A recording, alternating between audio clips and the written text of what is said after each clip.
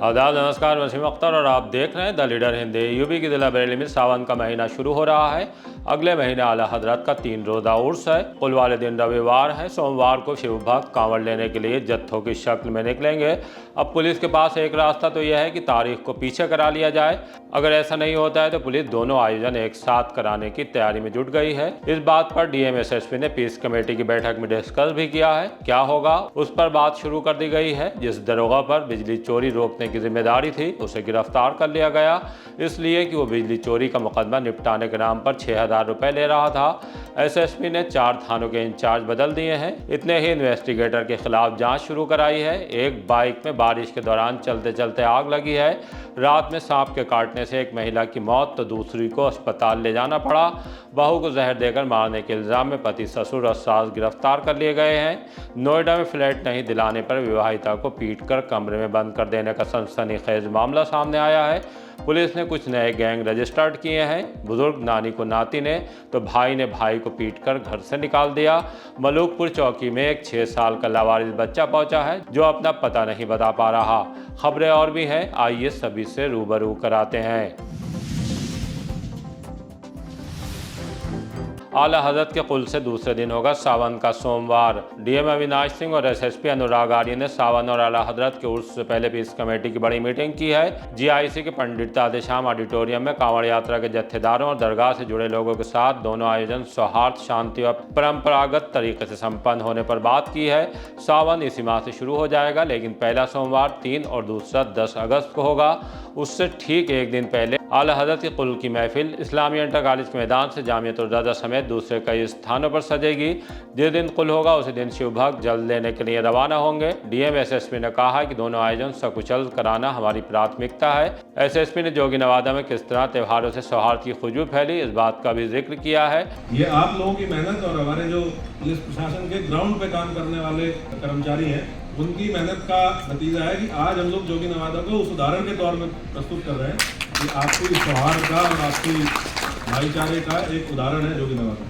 DM ने बरेली बदायूं मार्ग खराब होने को लेकर एनएचआई के अफसरों से जल्द सुधार के लिए कहा है। बिजली विभाग से लेकर निकायों और पंचायती राज विभाग के अफसरों को दायित्व सौंपे हैं। ये भी कहा है कि कांवड़ यात्रा में कोई भी नई परंपरा नहीं डाली जाए और कांवड़ यात्रा में डीजे आदि की ऊंचाई 12 फीट से ज्यादा नहीं रखी जाए। इसे लेकर हमने मीटिंग के बाद बाबा बंद खंडीनाथ मंदिर से जुड़े पंडित संजीव शर्मा और दरगाह आला हजरत पर प्रशासनिक जिम्मेदारी देखने वाले हाजी जवैद खान से बात की। उन्होंने क्या कहा है, आइए सुनवाते हैं। मेरा नाम संजीव शर्मा है। मैं जोगी नवादा रहता हूँ। वहाँ श्री बाबा बंद खंडीनाथ मंदिर का सेवादार हूँ।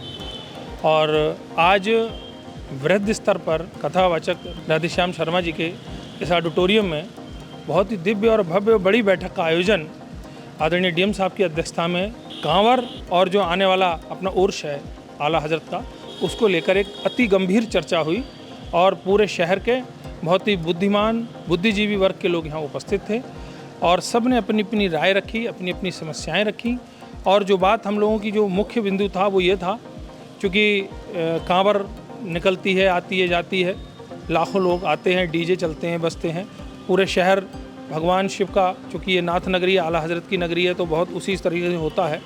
तो उसी में एक बात रखी गई थी कि 6, 7, 8 और यहाँ थी 7, 8, 9 इन तारीख़ों में यहाँ उर्स होना था, कुल होना था और कुल होगा। तो उस पर एक बात ये हो रही थी कि संडे वाले दिन 9 तारीख को बहुत सारे लोग जलाभिषेक करने के लिए लाखों लोग यहाँ से जाते हैं, जत्थे निकलते हैं और वो भारी मतलब डीजे के साथ जाते हैं बड़े स्तर पे। और उसी दिन चूँकि कुल है, लाखों लोग यहाँ पर जायरीन होंगे, विदेशों से भी आए होंगे, उन सब का भी हम लोगों को बहुत ध्यान रखना है। अपने शहर में उनका इस्तकबाल करना है क्योंकि ये आला हजरत की नगरी है, इसको तो वो सलाम करने आते हैं, पूरे वर्ल्ड से आते हैं। तो चीज़ें ये यहाँ पर कुछ ऐसा बन रहा था कि क्या करें, असमंजस की स्थिति थी। तो उस पर मेरे द्वारा एक रिक्वेस्ट की गई, प्रार्थना की गई अपने भाइयों से, अपने मुस्लिम भाइयों से, आला हजरत में आए हुए नुमाइंदों से, उनसे बोला गया उनकी टीम से कि साहब अगर आप ये 7, 8, 9 की जगह 6, 7, 8 कर लें तो हम भाइयों का जो सौहार्द है उसमें जो लगातार हम लोग बढ़ोतरी करते चले जा रहे हैं पिछले 2-3 वर्षों से, उसमें और 4 चांद लग जाएगा। ये मेरी आपसे गुजारिश है।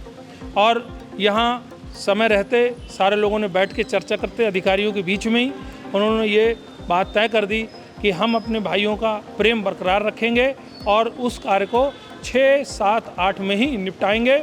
एक मामला ये उठा है कि 9 को जो कुल वाला दिन है उसकी तारीख बदल दी जाए, तो इसको लेकर क्या किया जाए? ऐसा है, ये हमारे बड़े फैसला करेंगे कि क्या होना है इसमें अभी हम कुछ इसके बारे में कह नहीं सकते, लेकिन जो भी होगा पुलिस प्रशासन से हम लोगों की सहमति से जो भी होगा अच्छा होगा।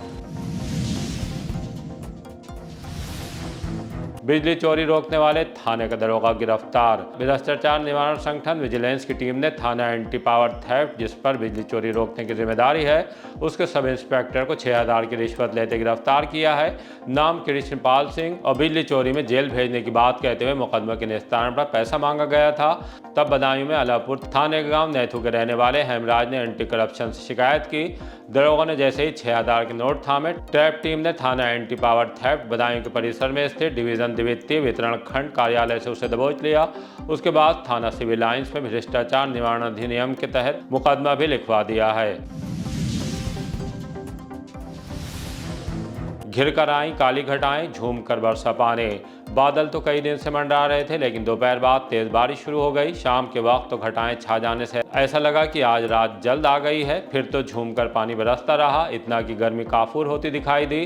तप रही जमीन को बारिश ने ठंडा कर दिया। तापमान में भारी गिरावट दर्ज की गई है। निचले इलाकों में जरूर पानी भरने से दिक्कत हुई है, लेकिन किसानों के चेहरे इस बारिश से खिल गए हैं। बिहारीपुर चौकी इंचार्ज संभालेंगे सिरौली थाना। एसएसपी अनुराग आर्य ने एक और तबादला आदेश जारी किया है। सीबीगंज में इंस्पेक्टर प्रदीप कुमार चतुर्वेदी को हटा दिया है। उन्हें अब बिशारतगंज थाने की जिम्मेदारी दी गई है। यहां से विनोद सिंह सीबीगंज थाने में बतौर प्रभारी पोस्ट किए गए हैं। कोतवाली की बिहारपुर चौकी के प्रभारी रोहित कुमार को अब किया गया है थाना सिरौली का प्रभारी बनाकर। महिला एवं बाल सुरक्षा संगठन के प्रभारी निरीक्षक छवि सिंह अब महिला थाने की प्रभारी होंगी। सांपों ने 2 महिलाओं को काटा, एक की मौत। थाना आंवला के गांव मऊ चंदपुर में आधी रात के बाद बारिश के दौरान दीवार पर पन्नी ठीक कर रही 75 साल की रामदेवी को सांप ने काट लिया। उनके चीखने में परिजन आए तो सांप आगे की तरफ रेंग गया। उसके बाद रामदेवी की हालत बिगड़ती चली गई, उनकी मौत हो गई। पुलिस ने शव को पोस्टमार्टम के लिए भेजा है। लाखन सिंह। कहाँ रहते हैं? मऊ चंदपुर। कौन थी आपकी? माँ थी हमारी। क्या घटना हुई थी इनके साथ? सांप ने काट लिया था। कब काटा था? रात में करीब 1 बजे। ये पन्नी संभाल रही थी, पन्नी संभालते समय दीवार पर बैठा हुआ था। करीब 1-1.25 मीटर का था। कहाँ काटा था इनके? कन्नी वाली उंगली में, हाथ की। रात ही मौत हो गई थी? नहीं, हाँ, करीब सुबह के टाइम 3 बजे से 4 बजे के टाइम। सांप के काटने की दूसरी घटना थाना हाफिजगंज के गांव हरहर मटकली में हुई। 30 साल की नजमा टॉयलेट गई थी, वहां पहले से सांप बैठा था। उनके टॉयलेट में घुसने पर सांप ने पैर में काट लिया। गनीमत रही कि परिजन फौरन ही एम्बुलेंस को कॉल करने के बाद उन्हें जिला अस्पताल ले आए। यहाँ उनका इलाज चल रहा है। नाजमा। कहाँ रहती हो? हरहरपुर मटकली। क्या घटना हुई थी आपके साथ में? सांप ने काट लिया। कहाँ पर काटा था? पैर में। क्या करने जा रही थी? घर पे काटा था, बाहर काटा था? बाथरूम जा रही करने, टॉयलेट में काटा। कब की घटना है? कल 1 बजे की। देवर के बाद पति की हत्या, शिक्षिका को डर। कुछ दिन पहले का वो सनसनीखेज मर्डर याद होगा जो भूता में पेट्रोल पंप के पास हुआ था। पुष्पेंद्र गंगवार को गोलियों से भून दिया गया था। उससे पहले इसी तरह उनके भाई की भी हत्या हो चुकी है। इसे लेकर तब अच्छा खासा हंगामा भी मचा था। पुलिस ने आरोपियों को गिरफ्तार करके जेल भेज दिया था। अब पुष्पेंद्र गंगवार की पत्नी संगीता गंगवार ने एसएसपी को पत्र सौंपकर अपनी हत्या की आशंका जाहिर की है। बताया है कि आरोपी जेल से छूट कर आ चुके हैं। उनका एक वीडियो भी सामने आया है। मेरा नाम संगीता गंगवार है और मैं जनपद बरेली से हूँ। मैं एक शिक्षिका हूँ। मेरे पति की हत्या 2024 में कर दी गई थी। दिन दहाड़े बीच चौराहे पर गोलियों से भूनकर मेरे आंखों के सामने। मैं कुछ नहीं कर पाई। 2021 में मेरे देवर की हत्या कर दी गई थी, वो भी ऑन रोड दिन के 12 बजे की गई थी। उसमें मेन जो मुलजिम है वो है पूरनलाल और संतोष। पूरनलाल ने हत्या से पहले योजना बना करके खुद को जेल में दूसरे अन्य किसी मुकदमे में पहले से ही सरेंडर कर दिया था और उसमें जेल चला गया। और उसके बाद मेरे पति की हत्या करवाई। जेल से ही पूरी योजना जो है जेल से ही बनाई गई थी। मेरे केस में 15 लोग थे। अब कुछ मुलजिम जो है छूट कर आ गए हैं। तो जो मुलजिम छूट कर आए हैं तो वो अब मुझे मारने की योजना बना रहे हैं। कह रहे हैं कि हम छोड़ेंगे नहीं, क्योंकि मैं अपने पति का केस लड़ रही हूँ और मैं इसका चश्मदीद गवाह भी थी और मेरी गवाही हो चुकी है। तो अब ये लोग मुझे मारने का पूरा प्लानिंग कर रहे हैं। इसमें अभी जल्दी ही माननीय सुप्रीम कोर्ट से जो छूट कर आया है संतोष, ये चंदपुर कुरड़िया का है। ये पूरन का सगा चचेरा भाई है और पूरन का सगा भतीजा सौरभ, संतोष, गुड्डू, प्रेम, दुर्वेश और सुरेंद्र, और महेंद्र काणा के भाई जो मेरे केस में महेंद्र काणा है, उसके भाई महेश कुमार, राकेश, रमेश, वीरेश, यशपाल और गजनेरा का सोमपाल, मुरारपुर का कोटेदार राम प्रकाश।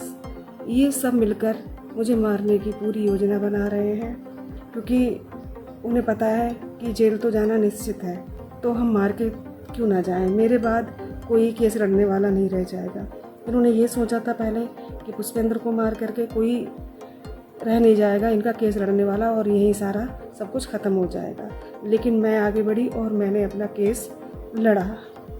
अब उसका कुछ ही महीनों में जजमेंट आने वाला है, जिससे ये लोग डरे हुए हैं और ये मुझे मारने की पूरी प्लानिंग कर रहे हैं। मेरे पास पुख्ता सबूत हैं।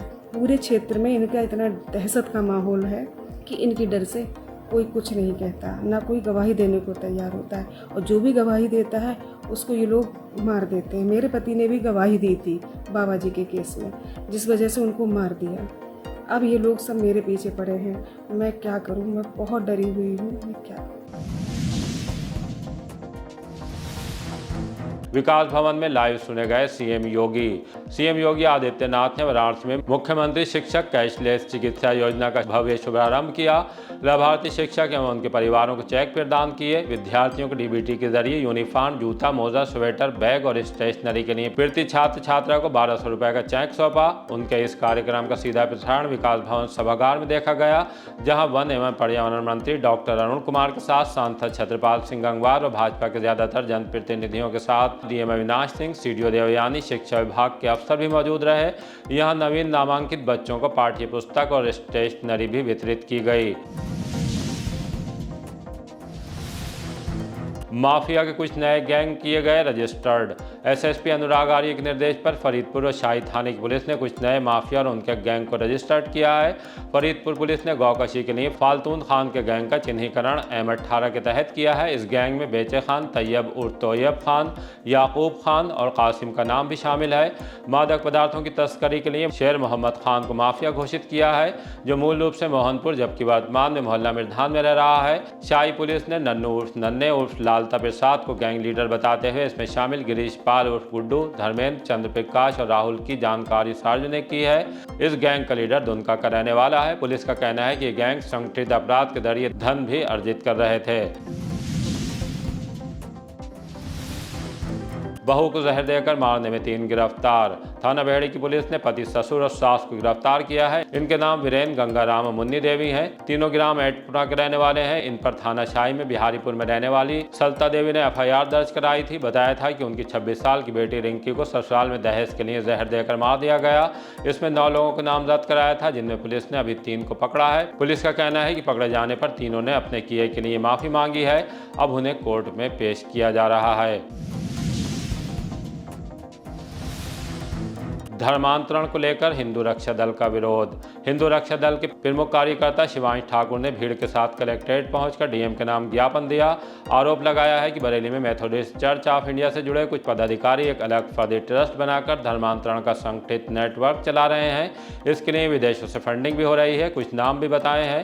कार्रवाई के लिए आवाज उठाई है। सुनवाते हैं कि क्या कहा है। आज हिंदू रक्षा दल मैदान में उतरा है। उसका कारण यह है कि शहर में बढ़ता हुआ धर्म परिवर्तन ईसाइयों द्वारा जो कराया जा रहा है, उसकी वजह से हमारे पास काफ़ी दिनों से शिकायतें आ रही थी। पीड़ित पक्ष, मजबूर हिंदू जो आर्थिक स्थिति जिनकी कमज़ोर है, ईसाई उन्हें बरगला के उनका धर्म परिवर्तन करा रहे हैं, जिसकी शिकायतें काफ़ी दिनों से हमारे पास आ रही थी। और वह लोग, वह हिंदू पक्ष जो है वो इतना घबराया हुआ रहता है कि वो खुल के सामने नहीं आना चाहता। इसी वजह से आज मजबूरन हिंदू रक्षा दल को उस हिंदू समाज के लोगों के लिए, उस हिंदू जो आर्थिक रूप से कमज़ोर है और धर्म परिवर्तन का शिकार हो रहा है, उसके लिए आज हम लोग यहाँ आए हैं और अपेक्षा करते हैं कि जिलाधिकारी महोदय हमारी बात पर गौर करेंगे और इसके बाद हम DIG साहब के यहाँ जाएंगे, उनसे भी कहेंगे कि इस विषय पे एक जांच कमेटी गठित की जाए और इसकी जांच करने के बाद जो भी जो दोषी हैं उनके खिलाफ सख्त से सख्त कार्रवाई हो। 4 विवेचकों के खिलाफ जांच के आदेश। एसएसपी अनुराग आर्य ने कैंप कार्यालय पर सीओ, थाना प्रभारियों, 24 विवेचकों के साथ समीक्षा बैठक की। 90 विवेचनाओं की जानकारी ली, समय से गुणवत्ता के साथ पूरा करने पर जोर दिया। समीक्षा के दौरान विवेचना में अपेक्षित प्रगति न पाए जाने पर थाना फरीदपुर पर तैनात सब इंस्पेक्टर दयानंद शर्मा, सौरभ सिवाज और थाना कैंट पर तैनात भीष्म सिंह और इंतजार हुसैन के कार्यों के संबंध में प्रारंभिक जाँच कराने के आदेश दिए हैं। प्रेम प्रसंग से संबंधित 6 प्रकरण जिसमें अपहर्ता की बरामदगी नहीं हो सकी है, अलग अलग टीमों का गठन कराने के लिए कहा है। अब एसएसपी 15 जुलाई को फिर से समीक्षा करेंगे। उत्कृष्ट एवं समयबद्ध विवेचना पर सर्वश्रेष्ठ प्रदर्शन करने वाले विवेचकों को पुरस्कृत भी किया जाएगा। एसएसपी दफ्तर आई बुजुर्ग महिला क्यों रोने लगी। आलमगीरीगंज की रहने वाली बुजुर्ग महिला कुसुम शर्मा आज एसएसपी से मिलने के लिए उनके दफ्तर आई थी। वो यहाँ रो रही थी। उनका कहना था कि उनकी बीमार बेटी का बेटा जो उनका नाती है मारपीट करता है, तब जबकि मां का ऋषिकेश एम्स में गंभीर बीमारी के सबब इलाज चल रहा है। वो अपनी पीड़ा बताते हुए रोने लगी। वो क्या चाहती हैं, आइए उन्हीं की जुबानी सुनवाते हैं। मेरा नाम कुसुम शर्मा है, मैं आलमगीरगंज बरेली में रहती हूँ। मेरी बेटी का बेटा है वो चाय शर्मा का, उसका मैं इलाज कराने गई थी ऋषिकेश। उसको स्पाइनल बोन टीबी हो गई, वो पड़ी है बिस्तरों में।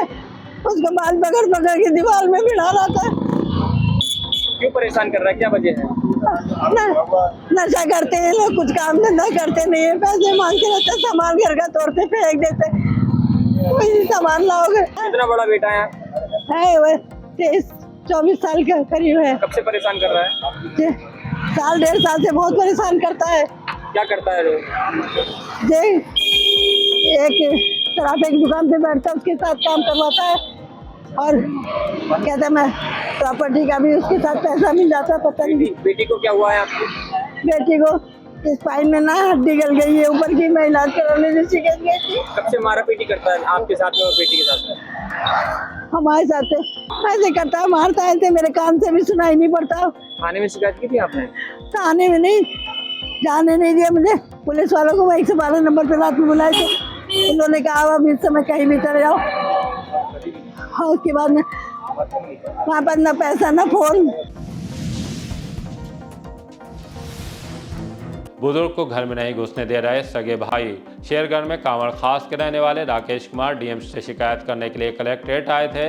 उनका कहना है कि जब से पिता की मृत्यु हुई है उनके सगे भाई घर में नहीं घुसने दे रहे हैं, खेती की जमीन में हिस्सा भी नहीं दे रहे, मारपीट कर रकम भी छीन चुके हैं। थाने से लेकर कहीं कोई सुनवाई भी नहीं की जा रही, तो अब डीएम साहब के सामने अपनी बात रखने के लिए आया हूँ।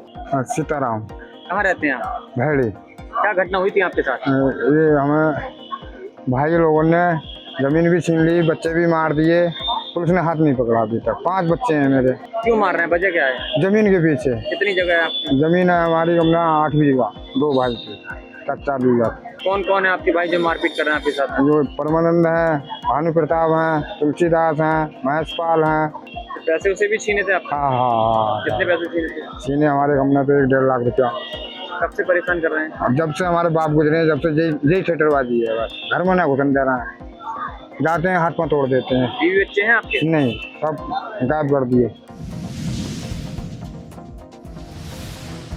बारिश के दौरान चलते चलते बाइक में आग। थाना किला के मोहल्ला इंग्लिशगंज में जामा मस्जिद की तरफ जाने वाले रोड पर एक बाइक में चलते चलते आग भड़क गई। बाइक सवार खुद को आग से बचाने के लिए फौरन ही उससे उतर गए। आग बुझाने की कोशिश की लेकिन लपटें तेज होती चली गईं। इससे व्यस्त रहने वाले मार्ग पर खलबली मच गई, रास्ता रुक गया। जब तक आग पर काबू पाया जाता बाइक जल चुकी थी। यह हादसा यहीं रहने वाले नवाब आतिफ अली खान के CCTV में भी कैद हो गया। नोएडा में फ्लैट की मांग पर विवाहिता से मारपीट। थाना इज्जत नगर की एक कॉलोनी में रहने वाली विवाहिता के साथ ससुराल में बेहद खराब रवैया अपनाया गया। तब जबकि शादी में उनके पिता ने कार से लेकर सब कुछ दिया, उसके बावजूद पति और ससुराल वाले संतुष्ट नहीं हुए। इल्जाम है कि नोएडा में फ्लैट दिलाए जाने की मांग को लेकर विवाहिता को तंग करने लगे। 1 माह पहले मारपीट कर कमरे में बंद कर दिया, जहां से उन्हें दरवाजा तोड़कर निकाला गया। वहां मेडिकेयर हॉस्पिटल में उनका इलाज चला। ठीक होने पर पिता अपने साथ बरेली ले आए। तबीयत में सुधार होने पर विवाहिता ने पिता के साथ SSP से मिलकर अपने इंजीनियर पति संचित गुप्ता और अन्य पर कार्रवाई की मांग की है। सीबीगंज के बिधौलिया में घंटों से बत्ती गुल। बारिश के दौरान सीबीगंज के बिधौलिया में एक फेज गायब होने से बड़े इलाके में अंधेरा है। लोग घरों से बाहर हैं। उनका कहना है कि बिजली विभाग के अफसरों को फोन कर रहे हैं, लेकिन कहीं कोई सुनवाई नहीं हो पा रही है। यहाँ रहने वाले इस्लाम ने हमें फोन करके बताया कि वार्ड के पार्षद को भी बुला लिया है।